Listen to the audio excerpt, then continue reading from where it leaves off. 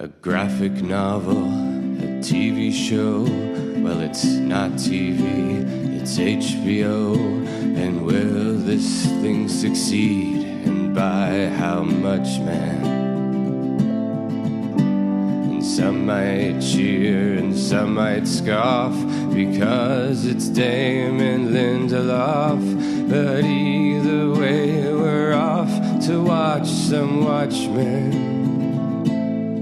Watching Watchmen, talking Watchmen, analyzing Watchmen, and maybe arguing over Watchmen.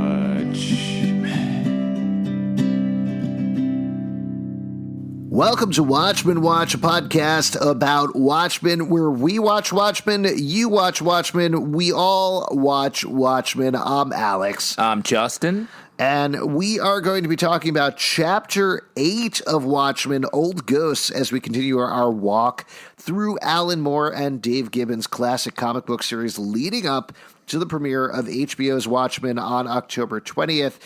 Speaking of which, I think you were away last week, Justin. You were traveling cross-country with our co-host, Alan Moore. And then this week, Pete's gone, and Alan's gone. What's going on? It's sort of, I'm sad to say, we drove all the way cross country out to LA for a karaoke contest. We got all set. We were both super excited. He was gregarious, just like giggling, super happy. Well, I know Alan. You don't need to describe that. Yeah, exactly. Just like a real giggle monster, putting his name on stuff as opposed to the other. And our song is Paradise by the Dashboard Light, obviously, by Meatloaf. Sure. Yeah. And unfortunately, we both wanted to sing the woman part. Okay. And we had to split up over creative differences. Oh, no. So what's going on? Where's Pete? Is Pete off? Pete's out there doing the male part. Alan flew him in. He's got all that Watchmen cash. So he flew Pete in to just do the guy part. Yeah. I mean, if there's one thing I know about Alan, he's always willing to put out his own money for other people. He's he's always dropping, and it's honestly a little annoying. He's like, you guys know I'm the author of Watchmen, and I got a lot of money because of that. Yeah, and he's like, this round's on me. And, everybody drinks on Watchmen is what he's always saying. The other day we were hanging out and he started stuffing dollar bills in my G-string, and I was like, I'm not wearing a G-string, Alan. You're just stuffing dollar bills down my pants. Yes, though I will say those are very, very short pants to be mistaken. I'm comfortable? Yeah, no, it's good. Those are the smallest jorts I've seen in quite some time. Thank you. I really appreciate that. Let's jump in and talk about Old Ghosts. Now, I will mention that Pete did tell me about this issue. He's very bummed to not be here to talk about this issue. Of course, this is the big prison breakout issue. A lot of Rorschach stuff going on. He's very into it. This is, I believe he said, his favorite issue in the run. Really? Oh, that's interesting. How do you feel about it, Justin? Well, this is the issue where sort of all of the gears are coming together. All the disparate stories and characters are the sort of the squad is forming with Dr. Manhattan appearing, Night Owl and Silk Spectre 2, their relationship is going strong. They're fighting crime. They rescue Rorschach. Rorschach's sort of worldview is expanded to almost all of us, including Night Owl, the new frontiersman, as we learn here. We get a sort of inside look at that. And we're all starting to sort of believe Rorschach.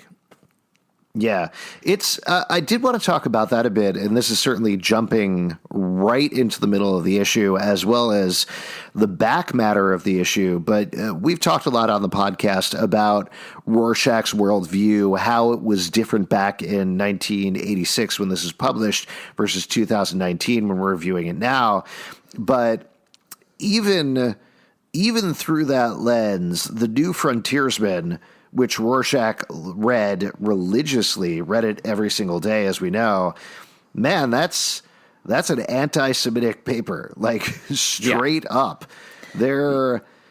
What do you think it means? This is the thing that I was wrestling with, particularly reading the back matter, because we get to see the staff of the New Frontiersmen putting together their paper, and then we read a snippet of the dummy version of that paper, that they are both anti-Semitic, racist, and terrible, but also closer to the truth than anybody else. What do you think that means? Well, I think it's confusing. A couple things. I mean, I think like I was saying, it's meant to be sort of a larger reflection of Rorschach's conspiracy-minded thinking. I think if I was thinking as the writer of this, I think it's saying, hey, even these outlandish things are sometimes correct. Mm-hmm. And even the disgusting rapper, I'm assuming that Alan Moore is not a racist anti-Semite. Sure. But I think he was trying to say even this like disgusting package sometimes gets it right. Like a stop clock is right twice a day. Mm-hmm. And I think that fits with a lot of the clock imagery we have here. That's the way, sort of the charitable way I can say it. The uncharitable thing is back then in the 80s, like there were these like zines and small publications that had these just bad ideas and put them out into the world and had a small group of followers. And literally because of the internet, that is why our politics are sort of so messed up, because you have sure these like far right news sources that have been moved into the mainstream, and I feel like that's a lot what the Watchmen series is going to be getting into, is like websites like Breitbart and Daily Wire. I feel like the modern translation of all this stuff, and they have affected our politics in a huge way. Well, to get even deeper down this well, and we're certainly going to be probably digging ourselves a grave with a certain section of the audience, I think, but there's a running theme through this entire comic that the outside people, the people who are the deviants, the people that are removed from society, like the comedian, like Rorschach, like the New Frontiersman, they're the only ones that really see things for how they truly are, versus Dan and Laurie, for the most part, they're willing to just cruise in their lives. You know, they're just sort of doing their thing. They're going along. They're ignoring everything. The regular people are barely involved at all. They're just sort of following along what everybody else is telling them to do. And ultimately, that's Adrian Veidt's plan. Is he believes, well, if I tell people it's this thing, they're going to believe it. So it's a very cynical, very nihilistic view of the way the world works. And the reason I said digging well is I think one of the very bad influences that's come out of Watchmen and seeped into comics and pop culture is this idea that if you do stand outside of society, you are the person that is always right. You know, we've talked a lot about it on our other podcasts about Joker, and certainly we haven't seen the movie. I think by the time this episode comes out, the movie will just be out in theaters. But that seems to be saying the same sort of thing, where it's this cynical darkness, this outsider who truly is the person who sees society for the grimy bad that it usually is, and the rest of the normies like us, like you and me, frankly, are just kind of trucking along. But I don't think society is as simple as that, frankly. No, and even in this book, like, I think a lot of people, like we were saying, and Pete even really reads into Rorschach as the hero or as the person that you're meant to identify with. And I don't know, I think it's pretty even-handed. I think the mystery, the fact that it lines up with Rorschach's conspiracy theories, makes it naturally feel like it's from his point of view.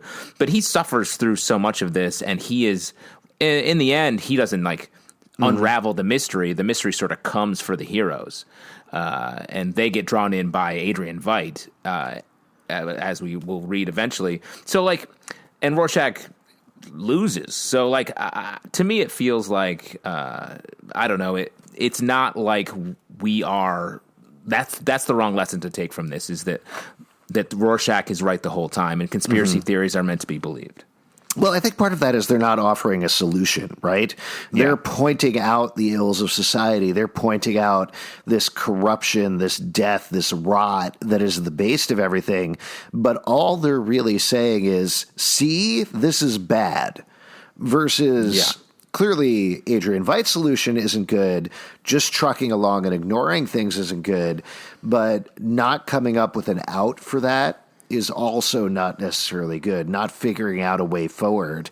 And ultimately, what I think they're pointing out is, well, one of the things that Alan Moore and Dave Gibbons are pointing out is that society is broken. There is this rot under it. There is, through the government, through our art, through our entertainment, through our everyday relationships, they are broken.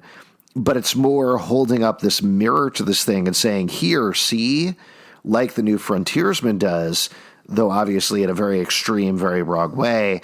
And then ultimately it is up to the viewer to talk about this and reflect on it and think about what they themselves are going to do. So then who are we? We're the pirate on a raft of dead bodies? Well, I think we talked about how Rorschach is the pirate, right? I don't know who we are in this comic. Well, I would think the way that we see the Curse of the Black Freighter through the reader, who we see the comic book page in panel a lot, I feel like that's meant to be just a device to get us into that story, and we are then that person suffering. The world is, our lives are like long and torturous. We have these goals, and we're always just 2 steps away from them, and we sacrifice so much to get what we want, and then it's horrifying in the end. Well, if anything, I'll just throw this out there, and this is a very unformed opinion, but if anything, maybe we're Dr. Manhattan in a certain way. I mean, you mentioned the kid who's reading the comic by the newsstand, and we get to see him again this issue. We're him, and in a way, he's Dr. Manhattan, who is able to experience all these things simultaneously in whatever order he wants. It's the same thing with us as the comic reader, right? We're looking at all these different panels. You can visually look at the full page where you see 9 panels at the same time, or you can choose to focus in on one panel, or you can choose to focus in on multiple panels. Certainly, Gibbons is offering us a way of walking through it and a way of looking through it. But it's up to us. If we decide we want to flip 5 pages ahead or go back a couple of pages, that's how we do it. And yeah, that's cool. I've always thought of Dr. Manhattan as the author, though. In sort of for the same reason. It's just the further outside perspective where the author is deciding. It knows the whole story and is deciding the order in which we get to read it. Now, one other thing I'll throw out at you, and this might be old news by the time we post this episode. We tape these a little while in advance. There was an article that came out about a week ago, our time, in EW. It was an interview with Damon Lindelof where he was talking about the HBO version of Watchmen. And there was a bit of an uproar online because he said that the TV show wouldn't moralize. And people got very upset. They said, oh, what are you talking about? Oh, great, this doesn't seem true to the spirit of Watchmen. But I would say based on our discussion right now, I think what Watchmen doesn't do, and what it does particularly in this issue, is it doesn't moralize. It presents you with moral situations and then leaves it up to you, the reader, to decide how to react to them. Yeah, I think so, and it's pretty even-handed. Like, we're not meant to. That's why I think so many people are like, "Who's the hero of Watchmen?" And it's hard to say. Like, if it was more moralized, you'd be like, "Oh, it's obviously Night Owl or Dr. Manhattan or whoever, or Adrian Veidt for that matter." So I do think it's pretty even-handed. Like, when I finished Watchmen for the first time, I was like, "Man, Ozymandias had that shit figured out." You liked him? Well, I think the book's meant to make you think, like, who saved the world? He did also. Yeah. You know, Rorschach was, in his own way, his rigid morality. I mean, we're going to talk about this in a few issues, obviously. Killed him and he lost. So he was, for the sake of the world or the fate of the world, he was a bit of the villain that was trying to stop Ozymandias from saving the planet from itself. Yeah. Well, this is something we touched on a little bit in the last episode of the podcast. Pete and I talked about, because the issue was so focused on Dan and Laurie, and I think the same thing happens here. These 2 issues are the most superhero comic we've gotten so far, and I think that's because Dan and Laurie are the most middle of the road characters. Both of them are kind of very casual about being heroes. Dan was a billionaire and thought, yeah, sure, I could be a superhero. That sounds like fun. Laurie, as we revisit in this issue, only did it because she thought, well, my mother did it, so I guess I should do it as well. Yeah. But at the same time, they're the ones that get the most in superhero action. So when I first read Watchmen, they were the ones that I identified with, that I hooked into the most, because to me, they felt like the most recognizable characters. Yeah, I mean, I agree with that. That was definitely, they were the ones who are like, oh, I get this, and I like that they're hooking up, and quote, maybe in love, maybe not. You're really pulling for Dan, I think, for a lot of this, where it's like, work it out, dude. Yeah, you could do it. I think also it's very clearly painting him as a 40-year-old overweight man with glasses is really gutting for that comic book reading demographic, where it's like, hey, that's you. You're this guy. You could be Night Owl. Get in the ship. Yeah. Come on. Yeah. And he has a plan for everything. Like, yeah, that's true. Yeah. So you want to jump into the issue? You want to walk through it? Yeah, let's walk through it a little bit. So we start with a conversation between Hollis, the original Night Owl, and Sally Jupiter, the original Silk Spectre. This is just some fun nostalgia. I feel like nostalgia is a big theme in this issue. And then it's Halloween night. There's a bunch of kids going out for some fun. And then to talk about the end of the issue, this bookends the comic. A bunch of people who we see getting all crazed over the course of the issue go and murder Hollis in his house as these innocent kids then come to trick or treat with him. I feel like this is very much the death of nostalgia, the death of the old, and the world is different now kind of a take. Yeah, I think that's fair. The other part of it, which we actually haven't talked about at all over the course of the podcast, one of the running things in the background that comes to bear this issue is that gang. And the way that I understand it, there's this band. It's not called, one of the members of the band is called Red Death, which is pretty directly from Mask of the Red Death, the Edgar Allan Poe story. But the gang, I believe, is called the Pale Horsemen, which again is a sign of death. So they're running in the background, and they finally make a move here. They've been sort of passing through things. They got beaten up by Dan and Laurie a couple of issues back. And ultimately here, they end up killing Hollis, at least partially because they think that he is Dan Dryberg. They think that he is the Night Owl that broke into the prison, and they want to take revenge on him. There's a little part of me, and this might be not remembering the last couple of issues well, but does wonder if this is another part of Adrian Veidt's plan to take people out, but maybe not. Yeah, this feels just like, to me, like just general society is crumbling because of the pressure of nuclear war. And this is, I think, makes more of the case that like Ozymandias' plan that we find out later is right. Like the society is crumbling. And he needs to rewrite the course of mankind because it's come to rely on Dr. Manhattan to protect them and solve all their political problems. Yeah. But like you said, it is a nicely laid out conversation as well.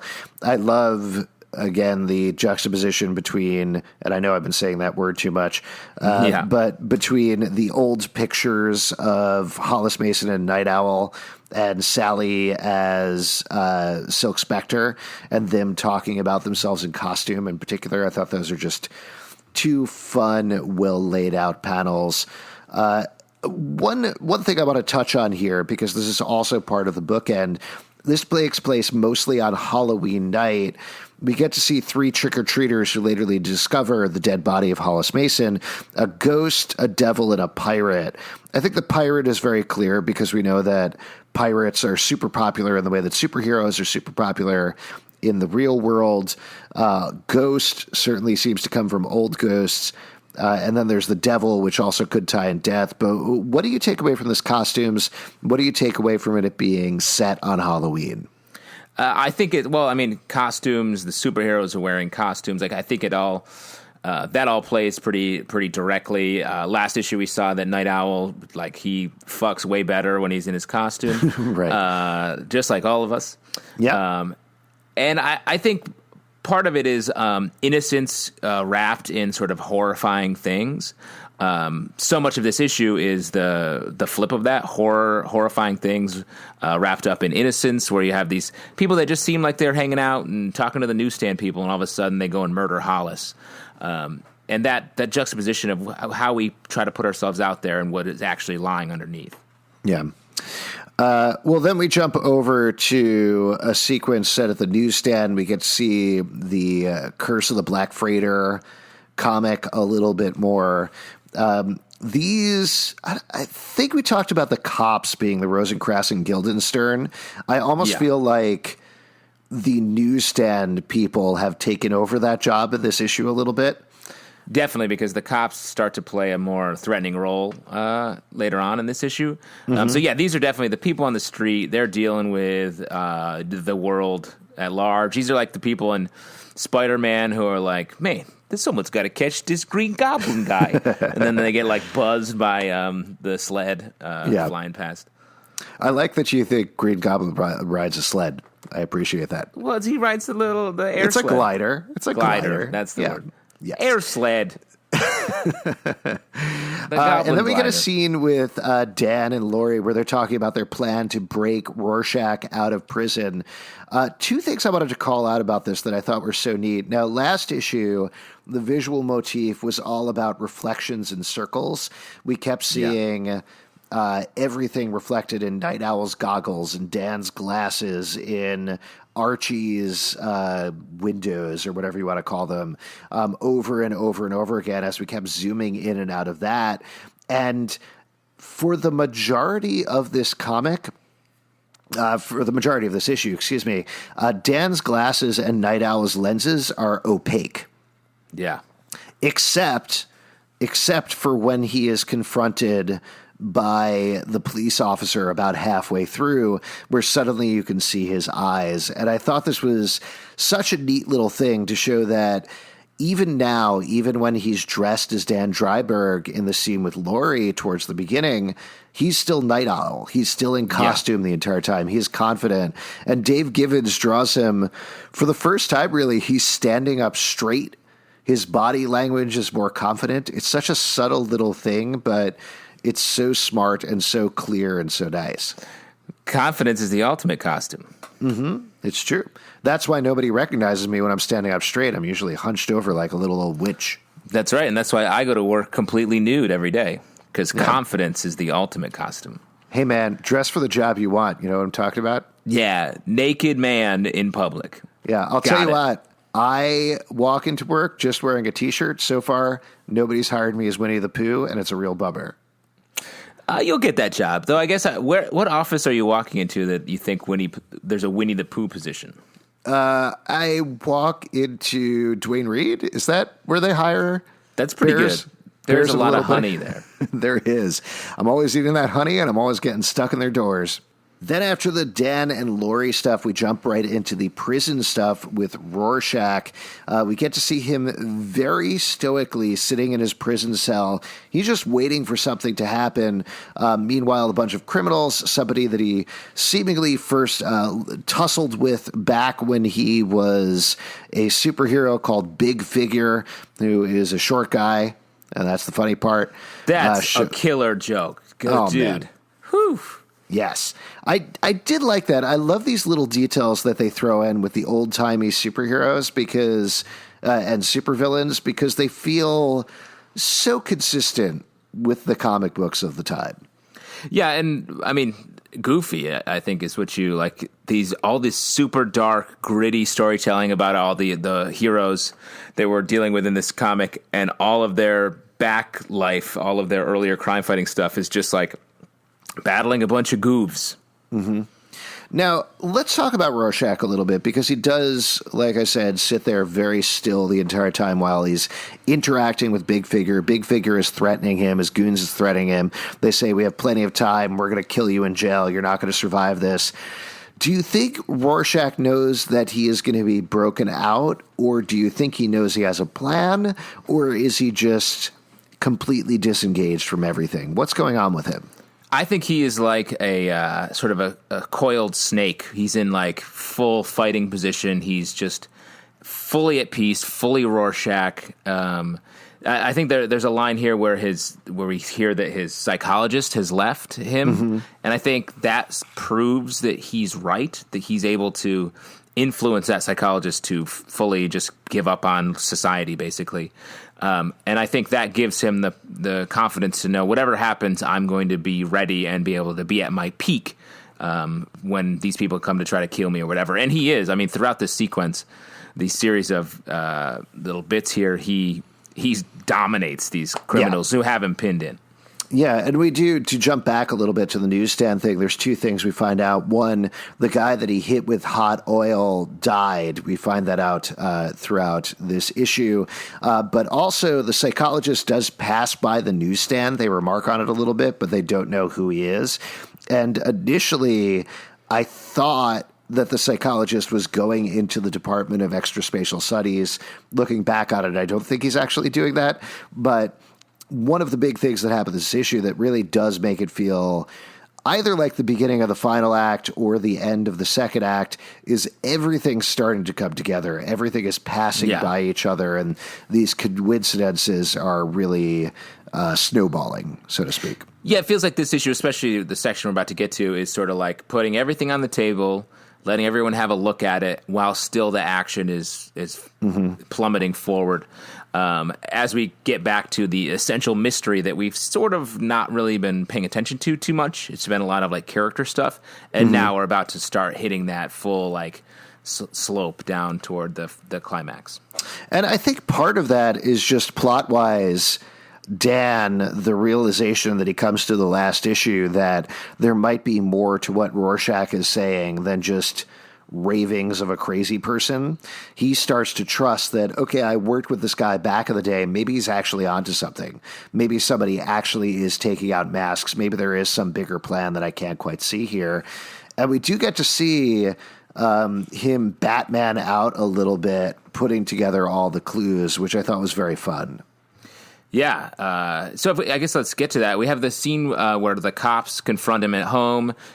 Dan's pretty panicked in the actual scene with the cop, and it feels like he's busted. But as soon as the cop leaves, he slips back into Batman Night Owl mode, where he's like, we got to do this now. They're getting close. And then we get this great progression of scenes that are tipping a hat to all these other things while we're also seeing Night Owl and Silk Spectre just get ready for their super heroic moment, which I think is just what a great montage to sort of oh my God. Bring together all the threads. It's so good. If you're not looking at the comic right now, if you're just listening to this, there's a series of pages. They all have 6 panels at the top and 1 silent panel at the bottom. And the ones at the bottom are playing off of what's happening at the top, of course, because this is very consistent with what's been going on in the comic. I believe it's called juxtaposition, Alex. Oh, I was trying to avoid using that word again. But interesting. Yes, I felt you feel it. Felt you say it in your heart. So I wanted to say it out loud. Thank you. I appreciate that.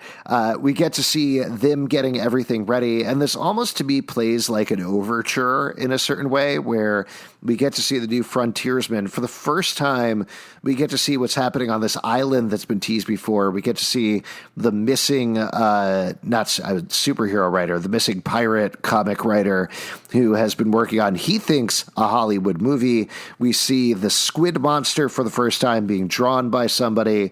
We truly have no idea what that means. Yes. Nothing. I definitely remember very vividly.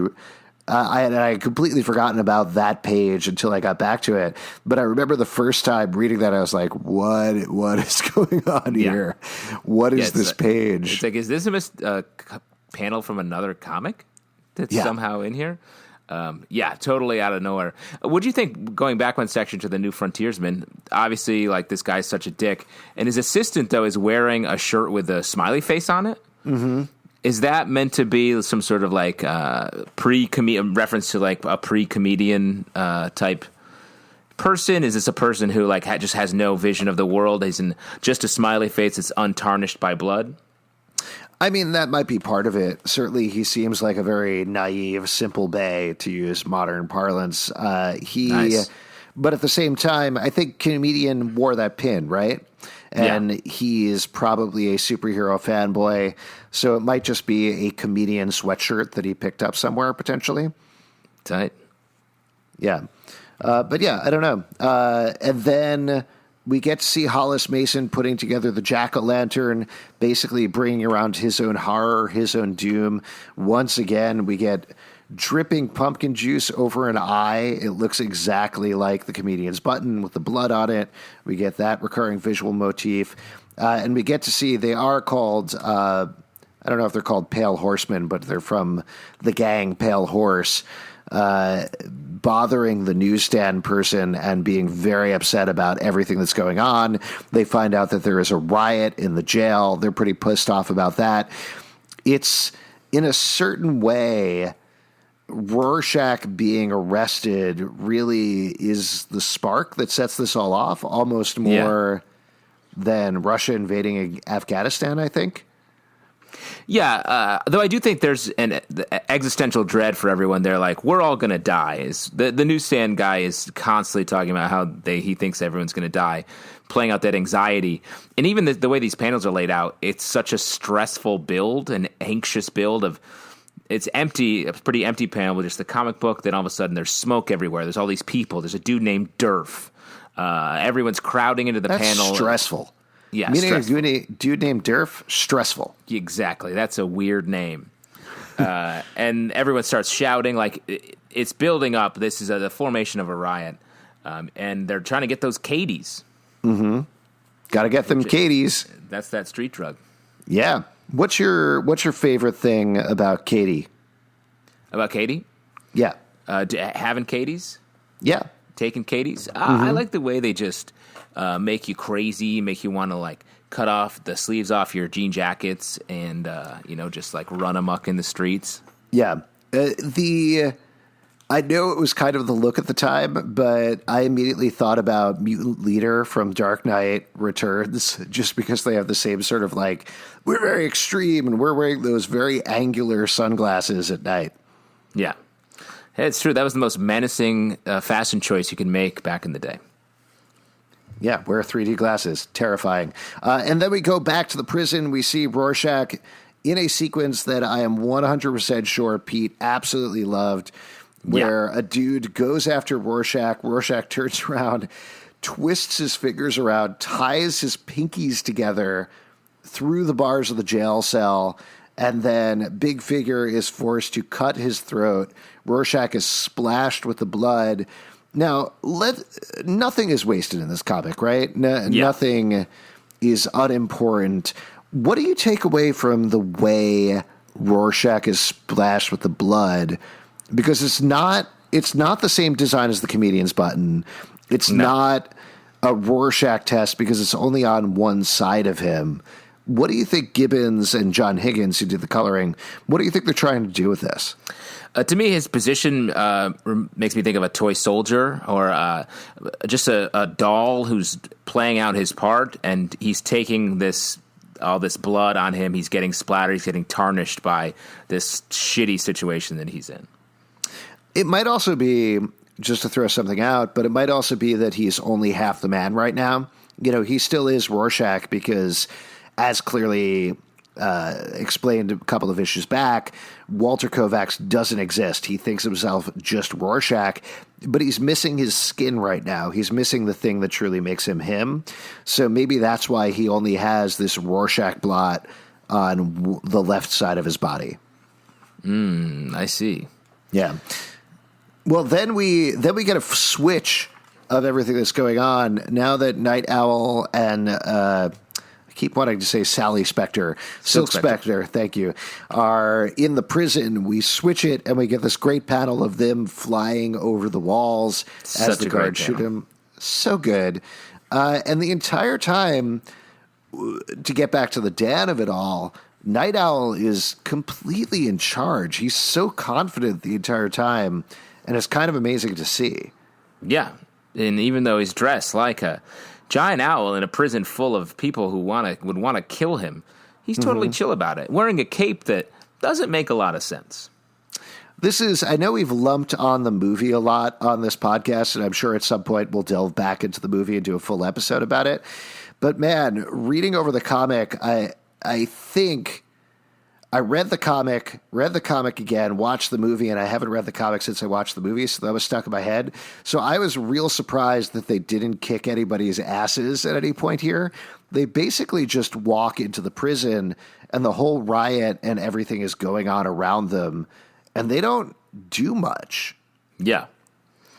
I like that. I think it adds to the tension. It sort of has a haunted house aspect to it where they're just trying to find Rorschach, and then when they confront him, you can't tell if he's bad or he's a menace. He's all in red. It seems like he may have officially lost it. And you just see him go and kill the big figure, the one guy who was trying to kill him off panel in the bathroom, and then walk out with the heroes. I mean, ever since I've read this, I pretty much assume anytime somebody says I have to go to the men's room, that they're killing somebody in there. It's definitely true for me half the time. Yes. Two things I want to point out visually that go on. One, when Rorschach walks out of his cell, he walks through a puddle of blood and leaves footprints of blood exactly like he did back in the very first issue of the comic, although this time now we know that Walter Kovacs is in fact Rorschach. And then the other thing that happens that I think is so great with the coloring that John Higgins puts in the book is after Rorschach kills Big Figure, he walks out of the room, and like you mentioned, everything is in red. He's cut out the electricity from the jail, so there's no lights on there, only the emergency lights, and we see this puddle coming out, and you would potentially assume out of a bathroom, given that the puddle is just all red and reflective, it could be piss, it could be water, but we know, even without seeing it, that it's Big Figure's blood that's coming out there, and it's such a great choice. Yeah. I like the idea that you look at this and your first thought is like, hey, that could be piss. Yeah. Hey, man, it's a bathroom. Could be Gatorade. It could be yellow Gatorade. Again, at the Dwayne Reed where I'm trying to get my Winnie the Pooh job, a lot of piss in there. Yeah. Just like all Dwayne Reeds. So this is something they should have done in the movie is Rorschach doesn't go in and kill that dude. He just goes in there and just like sprays pee all over the place so much. He's been holding it in the entire time he's been in jail, and finally he's like, "Oh, yes!" That's why he's sitting to the men's room. That's why he's sitting so straight up because he's full of piss and vinegar. I gotta say. Yeah, you gotta say that. Yeah, the other thing that he probably does, frankly, like knowing Rorschach, knowing what's going on here, probably goes in, puts all the seats up, and just walks out. Oh, what a bastard. You're like, put him down. Come on, man. Yeah, come on. What? People don't want to touch that right when they're in there and got to go. Do you think Rorschach washes his hands when he leaves the bathroom?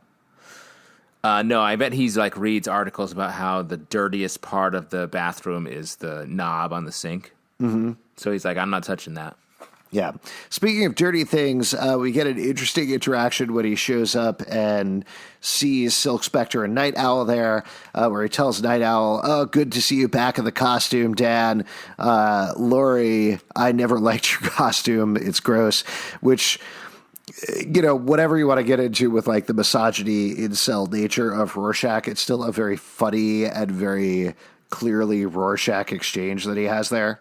Yeah, I mean, that's an insulting thing to say to your superhero friend. It's like, hey, work on the costume a little bit. Yeah, it's gross, but for some reason it works for me here just because Rorschach is being such a weirdo and we've been away from him for so long and learned that he's such a bad, gross guy that seeing him compared to Night Owl and Silk Spectre, it diffuses it a little bit.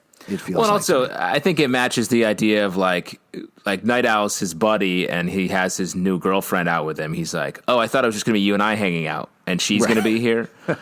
Like, I thought we were going to go like play darts. What's she doing here? We're friends. I love you. Go see some rom-com or something. Come on, man. Come on, it was our night. We're going to go up to the water tower and write our names." So then they head out in Archie in the owl ship. Another great shot of Rorschach hanging out the top of the owl ship as they fly away from the prison. And then they get back and there's kind of a big twist where Laurie who has been touching on talking about Dr. Manhattan the entire issue, accidentally mentioning his name because she's just off the relationship with him and keeps apologizing about it, talks about, I wish somebody would just take care of this for us.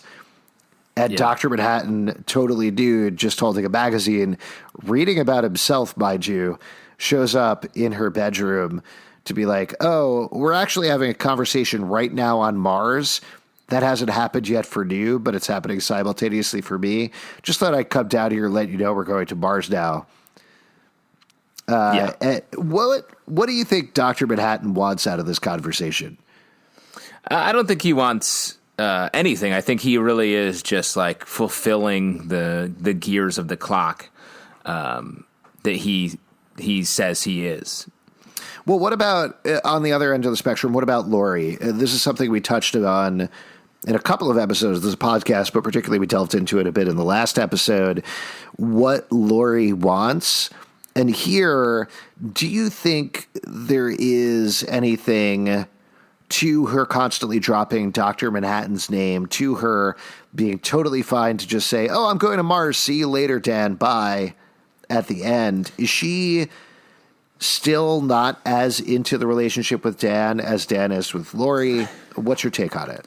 Well, I think they're opposites. Like, I think when she was with John and finally their relationship falls apart because he's being too much for her, she sort of falls for Dan because he's the most human, the most like everyman of anyone that she hangs out with, yet still has the touches of the superhero side. So she can get a little bit of everything with him.